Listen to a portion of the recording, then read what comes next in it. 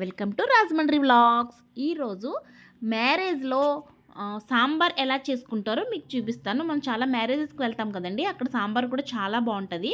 అది ఏ ప్రాసెసో మీకు చూపిస్తాను. చాలా సింపుల్గా చూడండి. ఒక గ్లాస్ కందిపప్పు తీసుకున్నాను నేను కుక్కర్లో. గ్లాసు పచ్చి శనగపప్పు తీసుకున్నానండి. కందిపప్పు 1 గ్లాసు, పచ్చి శనగపప్పు గ్లాసు. ఇది శుభ్రంగా వాష్ చేసుకోండి. ఇది సింపుల్ రెసిపీ ఏనండి, చాలా టేస్టీగా ఉంటుంది. మనం చాలా మ్యారేజెస్కి ఫంక్షన్స్కి వెళ్తే అబ్బా సాంబార్ ఎంత బాగుందో అని అనుకుంటాం కదా, ఆ ప్రాసెసేనండి. చూడండి, చాలా సింపుల్గా చూపిస్తాను. వాష్ చేసుకున్నాక కొలత ప్రకారం వాటర్ తీసుకొని కొంచెం ఆయిల్ వేసుకోండి. అదిగోండి, కొంచెం ఆయిల్ వేసుకొని కుక్కర్ మూత పెట్టేసుకొని ఒక 3-4 విజిల్స్ వేయించుకోండి. అదిగోండి చూడండి, అదిగోండి. ఇది విజిల్స్ వచ్చేలోపు చింతపండు కొంచెం నేను ఎక్కువగానే నేను సాంబార్ పెడుతున్నానండి. ఒక చింతపండు అంటే ఇది ఒక 50 గ్రామ్స్ ఉంటుంది. చూడండి, ఆ చింతపండుని నేను కడిగి నానబెట్టుకున్నానండి. పక్కకు పెట్టుకున్నాను.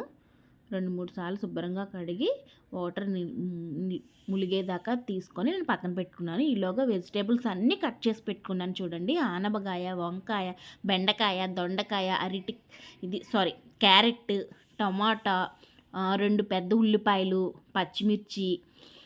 నాకు ముల్లంగి దొరకలేదండి ఈ సీజన్లో, ఎందుకో ముల్లంగి నేను స్కిప్ చేశాను, దొరకలేదు. వంకాయ కూడా నేను కోసి పక్కన పెట్టుకున్నాను. అదిగోండి చూడండి, ఒక బాండీ పెట్టుకొని అది హీట్ ఎక్కాక చూడండి, కొంచెం నేను ఎక్కువ మోతాదులోనే పెట్టుకుంటున్నాను సాంబారు. ఇది ఎంత పలుచగా పెట్టుకుంటే అంత టేస్టీగా ఉంటుంది. చూడండి, కొంచెం ఆయిల్ వేసుకున్నాను. చూడండి, ఈ ముక్కలన్నీ ఈ ఆయిల్ హీట్ ఎక్కాక అవన్నీ అందులో వేసేసుకోవాలండి. ముక్కల్ని ముందు ఉడికించుకోవాలన్నమాట. కొంచెం నేను ఆయిల్ తీసి ఉడికించుకుంటున్నాను. చూడండి, ముక్కలన్నీ నేను అందులో వేసేసానండి మొత్తం. అదిగో చూడండి, మీకు చూపించిన విధంగా అలా ముక్కలన్నీ. కొంచెం పసుపు, 1 స్పూన్ పసుపు తీసుకున్నానండి. తర్వాత 1 స్పూన్ కారం తీసుకున్నాను. ఇంకా మళ్ళీ నేను ఎక్కడ కారం వేయనండి ఈ ముక్కలలో ఉడికించినప్పుడే. ఇది కొంచెం ఎక్కువ క్వాంటిటీ కదండి, నేను కల్లుప్పు వాడానండి. మీరు సాల్ట్ వేసుకుంటే సాల్ట్ వేసుకోవచ్చు. అదంతా ఒక్కసారి కలుపుకోండి. అలా కలుపుకోండి. ఆ ముక్కలన్నీ మెత్తగా ఉడికే వరకు మీరు హై ఫ్లేమ్లోనే ఉడికించుకోండి. మూత పెట్టేసుకొని అది ఉడికించుకోండి. ఒక మధ్య మధ్యలో అలా కలుపుతూ ఉండండి. అదిగోండి, నేను అలా మూత పెట్టేసుకున్నాను. చూడండి, అదిగోండి. ఈలోగా నేను కుక్కర్ 3 విజిల్స్ వేయించుకున్నాను కదా, అదిగోండి పప్పు శుభ్రంగా ఉడికిపోయింది. కందిపప్పు, పచ్చిశనగపప్పు, అది కొంచెం నేను స్మాషర్తో అలా స్మాష్ చేశాను. మీ పప్పు గుత్తితో ఉంటే కూడా స్మాష్ చేసుకోవచ్చు. అదిగోండి అలా, అది కూడా అలా స్మాష్ చేసుకొని ఒక పక్కన పెట్టుకోండి. ఈలోపు ముక్కలు ఉడికాయో లేదో ఒక్కసారి చూద్దాము. చూడండి, అదిగోండి ఉడుకుతున్నాయి. వాటర్ అంతా, అంటే ఆనపకాయకి వాటర్ ఉంటుంది కదండి, ఎక్సెస్ వాటర్ అంతా వచ్చేస్తుంది కదా. అదిగో చూడండి ఎలా ఉడుకుతున్నాయో. అదిగోండి అలా ఉడుకుతుందో చూసారు కదా. ఈలోపు చింతపండు, మనం నానబెట్టుకున్న చింతపండుని బాగా ఇదిగోండి చింతపండు వాటర్ వచ్చేదాకా బాగా దాన్ని స్మాష్ చేసుకొని చూడండి, ఆ పులుపునంతా నేను పప్పులోకి వేసానండి. అదిగోండి పప్పు ఇలా స్మాష్ చేసుకుని వేసుకున్నాను. ముక్కలన్నీ ఉడికిపోయాయండి. ఈ వెంటనే నేను ముక్కలు ఉడికిపోయినట్లో పప్పు, చింతపండు రసం ఉంది కదండి, అది వేసేసుకున్నాను. ఎక్స్ట్రా వాటర్ కూడా నేను యాడ్ చేసుకున్నానండి, కొంచెం ములిగేదాకా. చూసుకున్నారు కదా. పులుపు మీరు సరిపోతే కొంచెం ఎక్కువ వేసుకోండి, పులుపు తినేవాళ్ళు. నేను సర్వసమానంగా వేసుకున్నాను. తర్వాత కొత్తిమీర, కరివేపాకు కట్ చేసుకొని ఆ సాంబార్లో వేసానండి. ఇది మూత పెట్టేసుకొని సాంబార్ ఎంత మరిగితే అంత రుచి అండి. ఎక్కువసేపు మరిగితే చాలా రుచి ఉంటుంది. నేను ఒక 1/2 అవర్ అయినా మరిగించాను సిమ్లో పెట్టి. చూడండి ఎలా మరుగుతుందో. తర్వాత సాంబార్ పౌడర్ నేను వేసుకున్నాను కట్ చేసుకొని. అలా మరుగుతున్నప్పుడు చూడండి ఉప్పు సరిపోతే మీరు వేసుకోండి.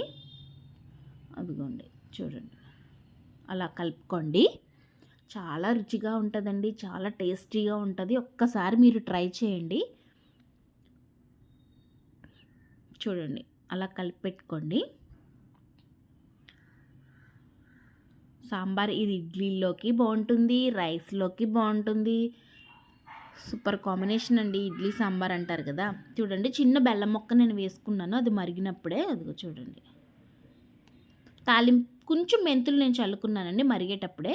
నేను తాలింపు తీసుకున్నాను. అవి 10, అదిగోండి 10 వెల్లుల్లి రొబ్బలు, కొంచెం ఆవాలు, మినప్పప్పు, జీలకర్ర, కరివేపాకు, ఎండుమిర్చి, 5-6 ఎండుమిర్చి తీసుకున్నాను. అది మరుగుతుండగా నేను కొంచెం కొబ్బరి తురుము వేసుకున్నానండి. అదిగో చూడండి, కొబ్బరి తురుము, అదిగో అలా కొబ్బరి తురుము వేసుకున్నాను. చూడండి, చాలా టేస్ట్ ఉంటుంది. అది మరుగుతుంది చూడండి. మరుగుతున్నప్పుడు తాలింపు తీసుకున్నానండి. కొంచెం ఆయిల్ వేసుకున్నాను పక్కన. చూడండి, వెల్లుల్లి రబ్బలు, ఆయిల్ మరగగానే వెల్లుల్లి రబ్బలు వేసానండి. చూడండి, తర్వాత తాలింపు దినుసులన్నీ వేసేసాను.